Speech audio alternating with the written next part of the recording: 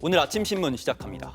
윤석열 대통령 탄핵소추 의결서 접수 후 헌법재판관들은 111일간 심리를 이어왔는데요.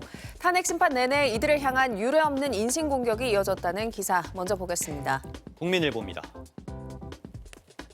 한덕수 국무총리 탄핵 심판에서 유일하게 인용 의견을 냈던 정계선 헌법재판관의 주소지로 지목된 곳에 탄핵 반대 유튜버 등이 찾아가는 일이 발생했는데요. 윤 대통령 탄핵 심판이 진행되면서 헌법재판관을 대상으로 한 신상 털기가 계속되고 있습니다. 과거 이력까지 파내는 것은 물론 헌법재판관들은 가짜뉴스와 음모론의 표적이 되기도 했고요. 이 헌법재판소 홈페이지에는 헌법재판관을 살해하겠다는 협박성 글도 올라왔습니다. 정치권도 특정 재판관의 정치 성향을 언급하면서 노골적으로 압박 수위를 높였는데요. 신문은 정치권이 재판관들을 인신공격하고 국민 불신을 부추기는 것은 심각한 문제라고 지적했습니다. 다음은 동아일보입니다. 윤석열 대통령 탄핵 심판 선고를 앞두고 화염병 제조법이 공유되는 등 위험 징후가 나타나고 있다는 기사입니다. SNS와 온라인 커뮤니티에선 탄핵 선고, 시위와 관련한 글들이 많이 올라오고 있는데요. 한 누리꾼이 소주병으로 화염병 만드는 법을 올렸고 해당 글은 3,000번 이상 공유됐습니다. 극우 성향 온라인 커뮤니티에선 탄핵 인용 시 자경단을 꾸려서 좌파 방송인을 향해 폭력을 행사할 거란 글도 올라왔습니다. 오늘 헌재와 광화문 일대엔 탄핵 찬성 시위대 10만 명, 반대 시위대 3만 명이 참가하는 집회가 예고돼 있는데요. 잇따른 폭력 예고 게시글에 경찰은 어제 을호 비상 발령에 이어서 오늘 0시부턴 전국 경찰에 최고 단계의 가포 비상을 발령했습니다. 신문은 일반 시민들은 물론 시위 참가자도 특히 안전에 주의해야 한다고 당부했습니다. 이어서 경향신문입니다. 탄핵 선고를 앞두고 파평 윤씨 집성촌과 윤 대통령 부친의 고향인 공주 지역에서도 대통령을 향한 비판 여론이 거세지고 있다는 기사입니다.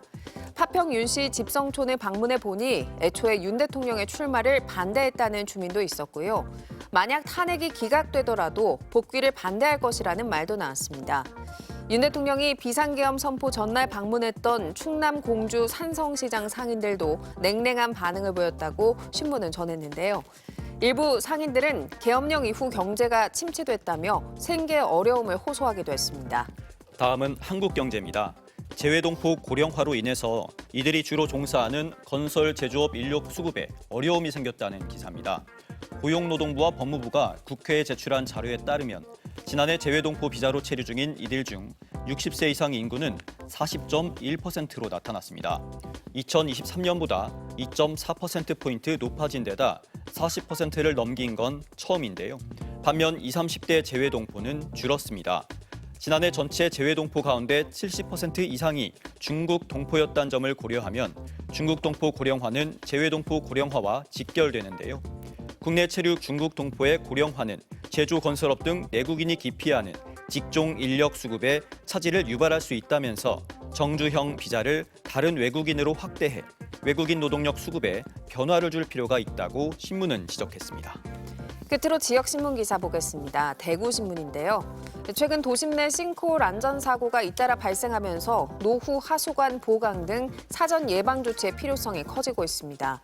대구 지역 내 하수관의 70%가 노후화돼 우려의 목소리가 나오고 있는데요. 노후 하수관은 싱크홀의 주요 원인으로 여겨지지만 예산 부족이 문제라는 지적이고요.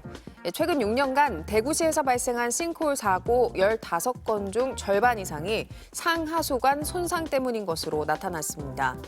신문은 하천을 끼고 있는 대구 지역 특성상 싱크홀 안전지대가 아니라며 위험 지역을 적극적으로 발굴하고 예측할 필요가 있다고 지적했습니다. 지금까지 오늘 아침 신문이었습니다.